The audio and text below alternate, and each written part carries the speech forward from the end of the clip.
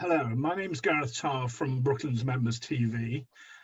We're here today to interview Oliver Heal, who has written this book here, which I reviewed in the Brooklands Bulletin recently.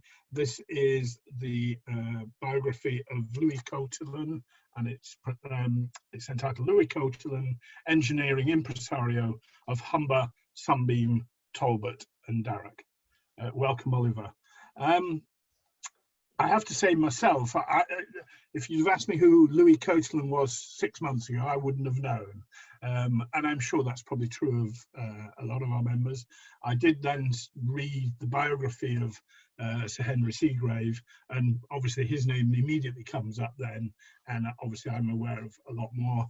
And as a consequence of that, obviously I've read your book, and so maybe as a start question for our members, can you explain who Louis Coatalen was and how important he was? What was his significance?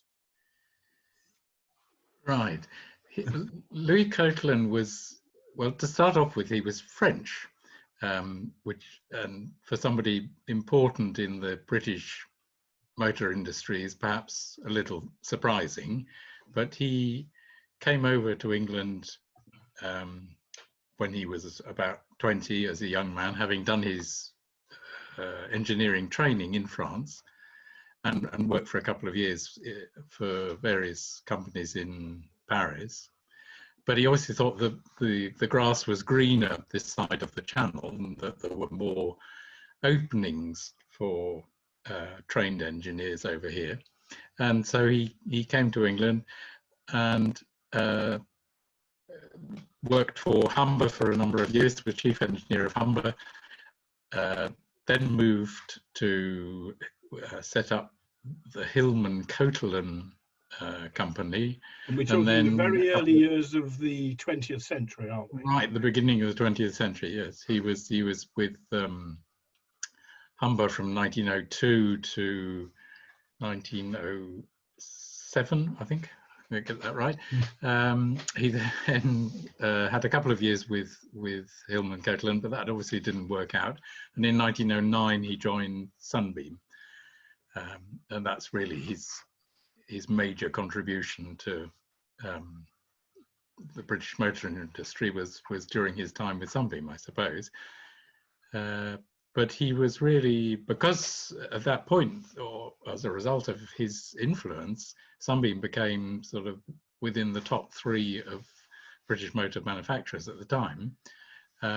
He was a really significant figure in the industry in the early days, particularly before the First World War, but he went on right up until 1930, but sort of moving back to France slowly but surely. Obviously, having read the book, I know you have connections with the Coatalen family. Would you like to explain what inspired you to write the book? I have the good fortune, it's true, to be married to one of Coatalen's granddaughters. Obviously, I'm a bit biased, but I would say the most beautiful one. Of course. And but my connection with Louis and his history, I was sort of brought up with it from a very young age, because my father was a Sunbeam enthusiast, perhaps the Sunbeam enthusiast, if you like, and he wrote the great Bible on Sunbeam racing cars when he retired. And so I was sort of brought up surrounded by Sunbeams and their history and admiration for all that they did.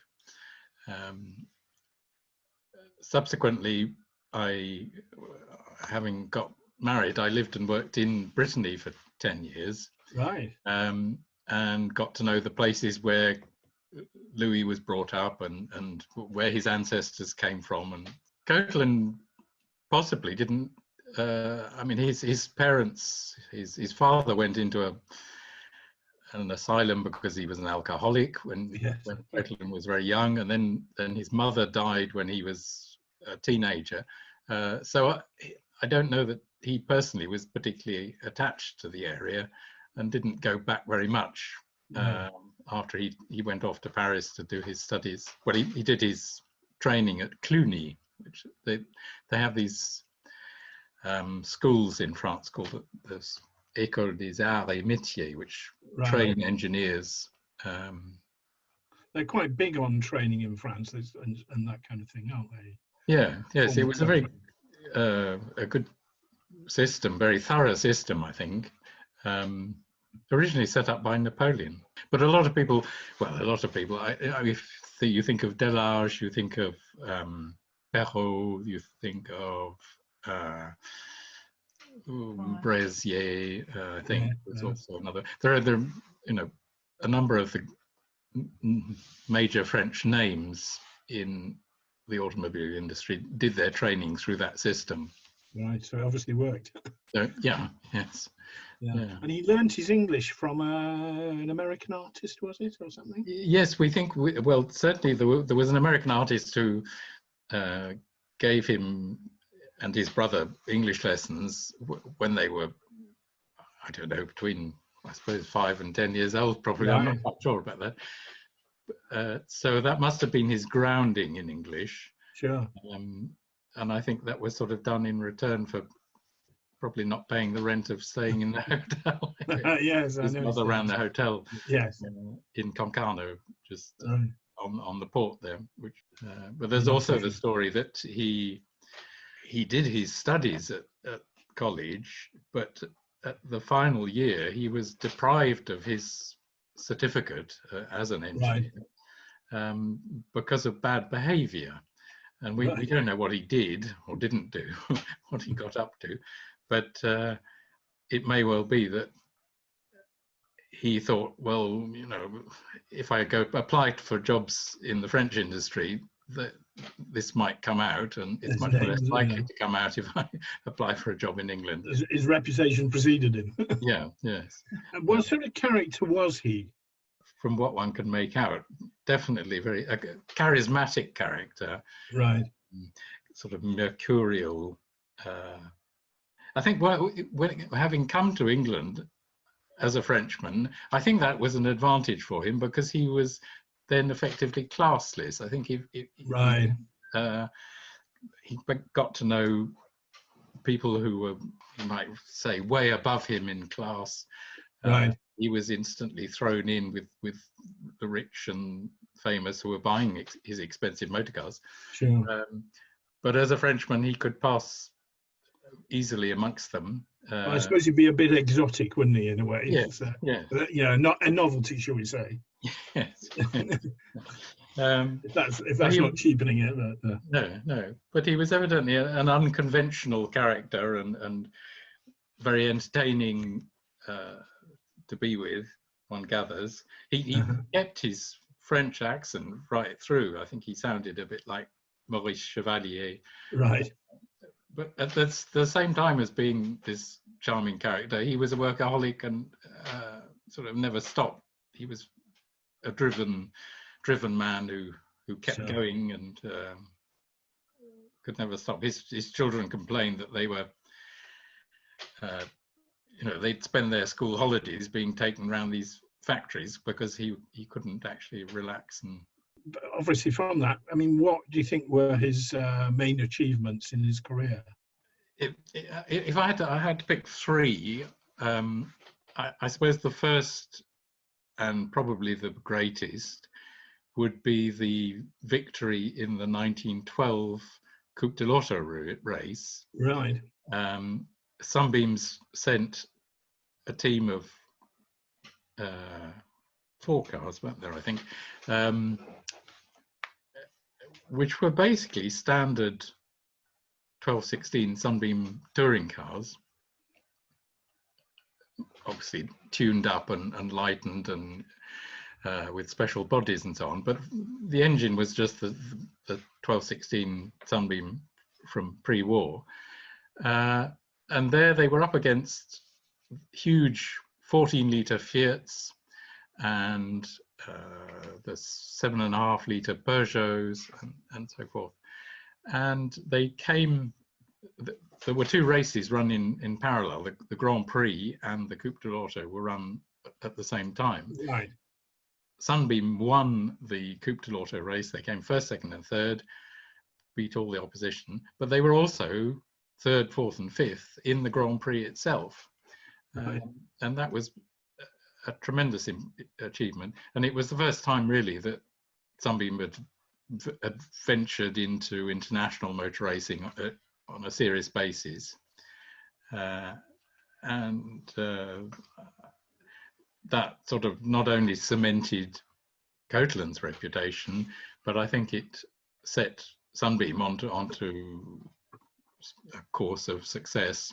It's probably his greatest achievement, I would say, or the best thing from his point of view that he did. He then, in between the wars, 1923, he was responsible for the first British car to actually win the French Grand Prix. And that's something that wasn't repeated until, from memory, I think it was Jack Brabham. Yeah, and I forget the date.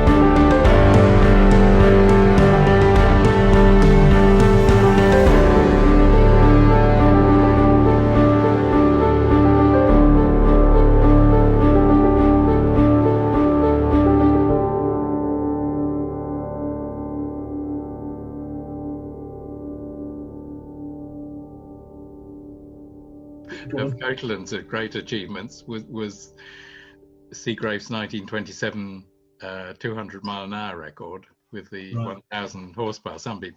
I'm technically perhaps not as interesting as the Grand Prix cars,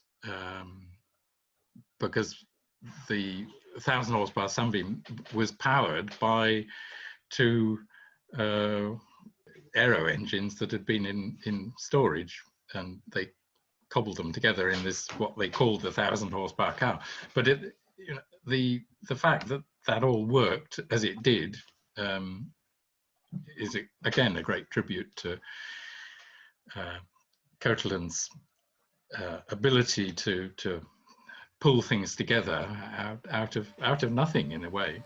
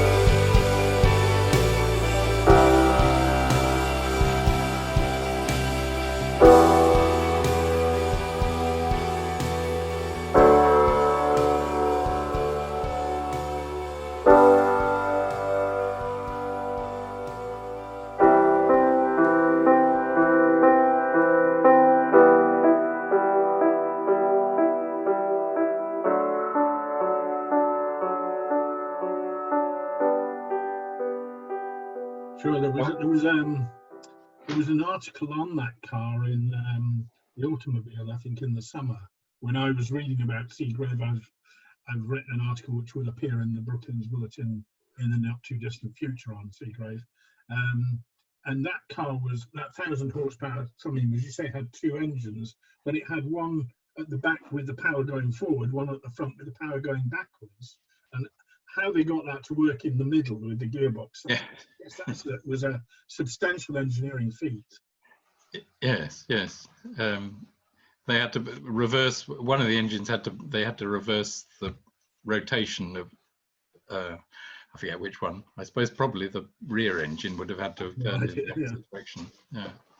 And the other point about that car, which what I think was remarkable, was they didn't just break the land speed record, they absolutely smashed it.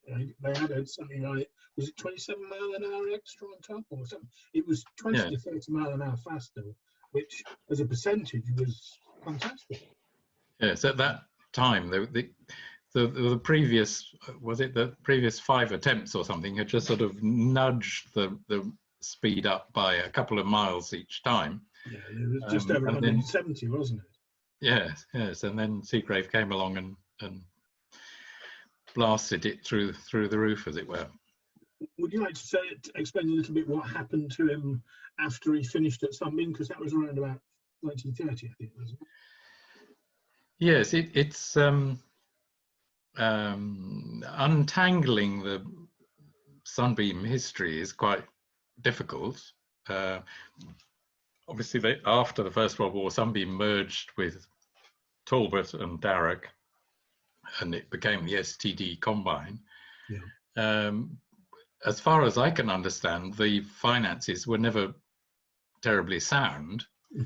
And quite early on, they had to borrow a lot of money at very high interest rate over a 10-year period. And so really from sort of mid-20s onwards, the whole thing was doomed, if you like, because this loan had to be repaid, and they just weren't making enough money to do that.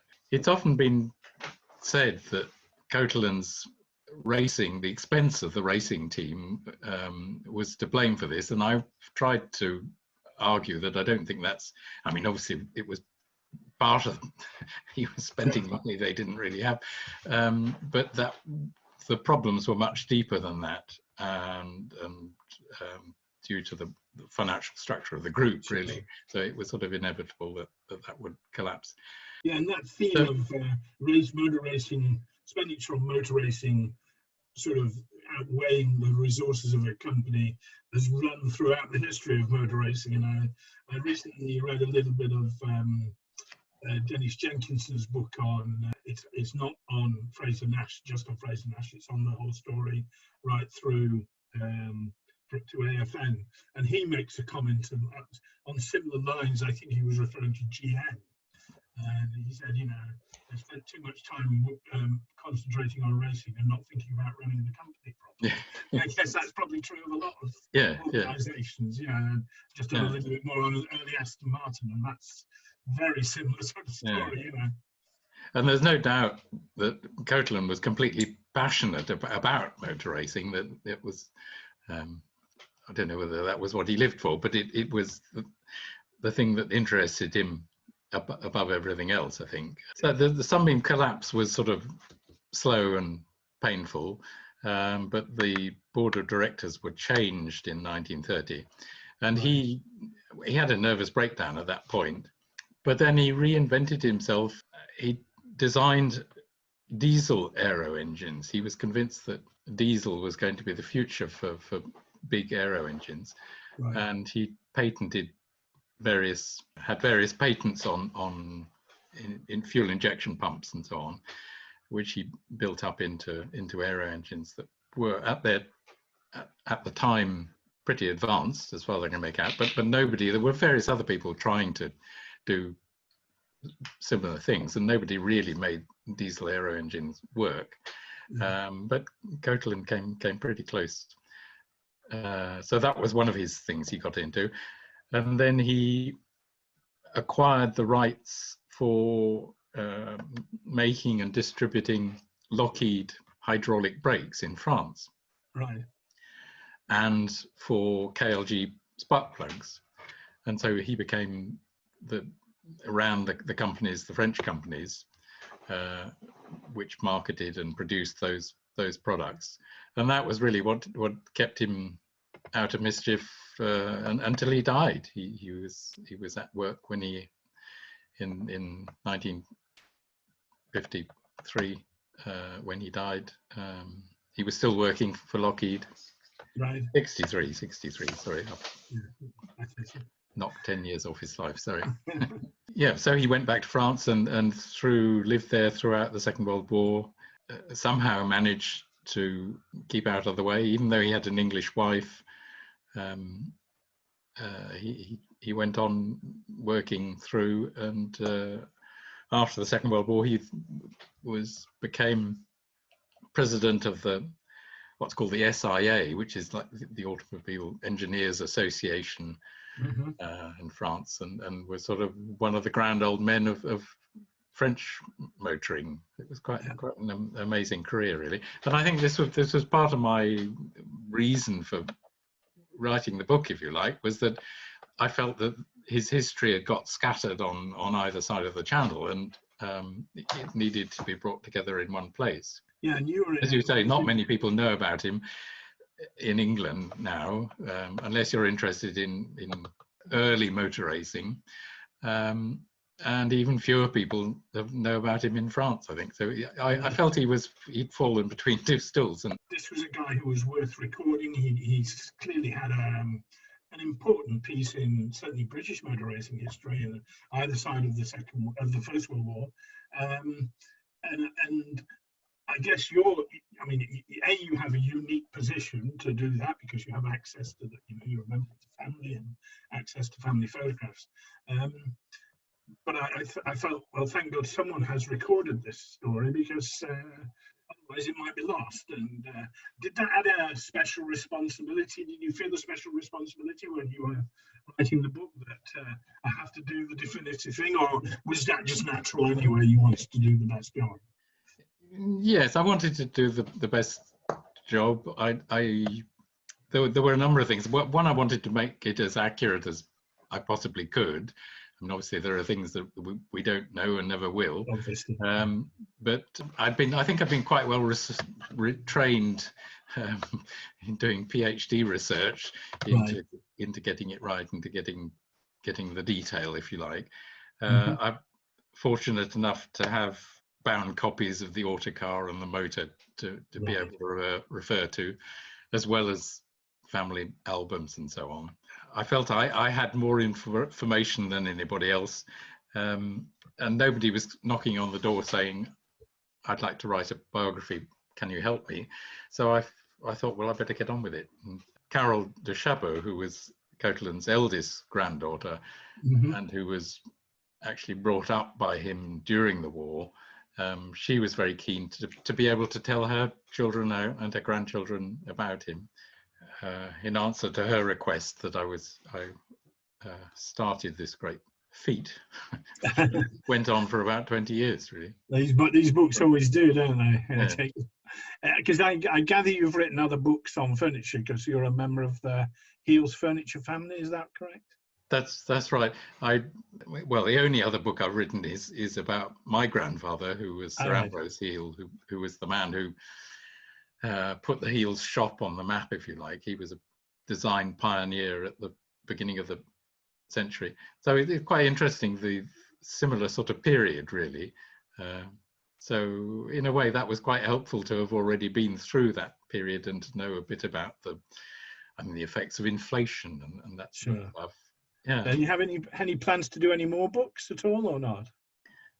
Not at the moment, no. There'll no doubt be more articles. I've always sort of written articles for the Sunbeam, the STD journal, and various things connected with that.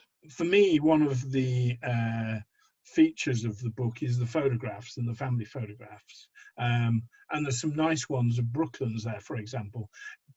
Are those photos more widely available, or are they kept within the family, or is there any plans to make them available or not? I think most of them are probably fairly widely available. I mean, Right. particularly the motor racing ones appeared in my father's book, whatever that was, Right. 40 Okay. years ago. I've added as much as I can. I've added things that haven't been published before. It's interesting that Brooklands was undoubtedly very important to Coatalen, and he paid tribute to it when He raced there, began didn't he? He raced there. He had a number of special cars that he built, sprint cars that he built for Brooklands. But I think more importantly, it was a testing ground for the production cars. And he said that, you know, his early international successes certainly wouldn't have happened if he hadn't have been able to test thoroughly at Brooklands before going abroad. And it was the facility at that time that the French didn't have, and so he felt he was very fortunate being able to use Brooklands. I mean, yes, one of the reasons why Lockheed built Brooklands was as a test facility for the British motor industry. And reading both the Seagrave book and your own book, yes, I mean, I know Brooklands was used as a test facility before, particularly they designed a new Grand Prix car, or I think before they went to Le Mans in, was it 25?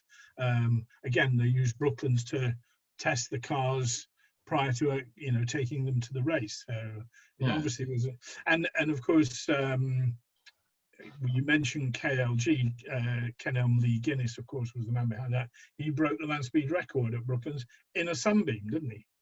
Yes. That was astonishing, because it involved going the wrong way around the track, because you had to have a two-way speeds going in two directions. I think he was sort of pushing the limits of what Brooklands could cope with, even. Yeah, well, that was the last time the land speed record was broken at Brooklands, was KLG. That was 1923, I think, isn't it? It's a wonderfully atmospheric place, I find it. You can imagine with the clubhouse and the banking and so forth, you definitely have a feeling of what it must have been like to race there. And no, I think it's a wonderfully atmospheric place, and I look forward to coming again before too long. Yeah. And at that stage, I think probably we'll say thank you very much, Oliver, for your time in talking about your book and Louis Coatalen. And we look forward to seeing you at Brooklands sometime in the near future. Thank you. Thank you very much.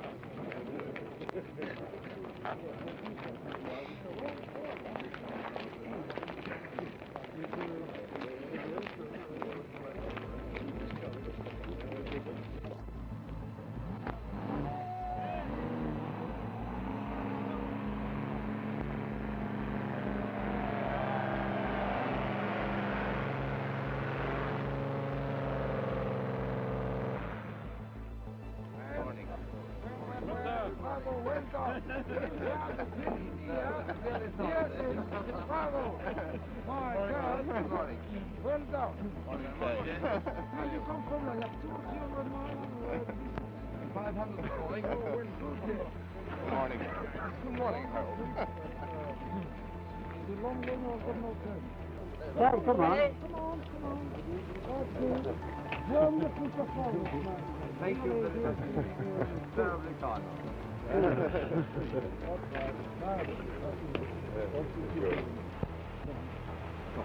Ladies and gentlemen, it is a pleasure to say a few words about the Silver Bullet, designed by Joint Managing Director and Chief Engineer Mr. Louis Coatalen, for Mr. Coatalen in his attempt to create a land speed record. It is the combined and enthusiastic effort of a band of loyal workmen who have worked continuously for the past 6 months, fighting against time, and have produced what we believe to be the finest racing car ever produced. In calling upon or introducing to you Mr. Coatalen, our chief engineer. Mr. Coatalen, ladies and gentlemen.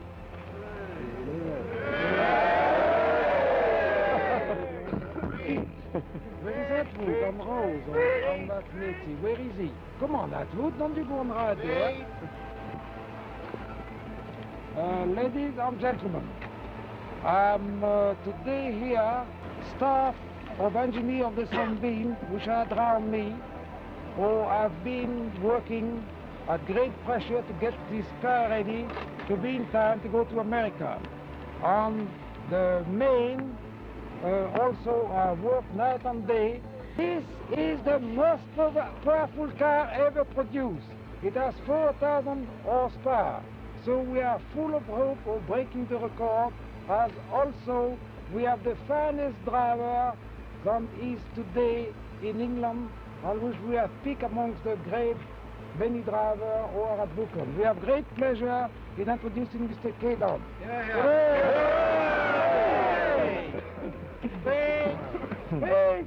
Do I go? I want to thank you and the Sunbeam Company for producing me what I consider the greatest engineering feat ever put on wheels. So Don, when do you hope to leave for America? We're leaving on Wednesday next on the Berengaria from Southampton. Very good, Southampton. And when do you hope to make your attempt? Some date between March the 15th and 31st. The actual day will depend entirely on the conditions. And how long to decelerate? About 4 miles. I see. And what maximum speed do you think you will attain? We have hopes of doing some speed between 240 and 250 miles an hour.